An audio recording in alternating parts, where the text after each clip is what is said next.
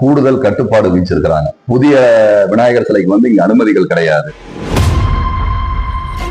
போன வருடம் எந்த விநாயகர் சிலை வச்சோமோ அதே இடத்துல மட்டும்தான் விநாயகர் சிலை வைக்கிறதுக்கான அனுமதி இருக்கு. அதனால அரசாங்கம் என்ன பண்ணணும், நிபந்தனைகளை தகர்க்கணும். புதிய விநாயகர் சிலை வைக்கிறதுக்கான கட்டுப்பாடுகள் நிறைய இருக்கு. அதனால அந்த நிகழ்ச்சியை அந்த இதை தடுத்துக்கணும். மேற்படி பாத்தீங்கன்னா மகாராஷ்டிரா மாநிலத்துல விநாயகர் சதுர்த்தி விழாவை அரசு விழாவாக அறிவிச்சிருக்காங்க. அதே போல நம்ம தமிழக முதலமைச்சர் மாண்புமிகு முதலமைச்சர் ஸ்டாலின் அவர்கள் விநாயகர் சதுர்த்தி விழா அரசு விழாவாக அறிவிக்க வேணும்.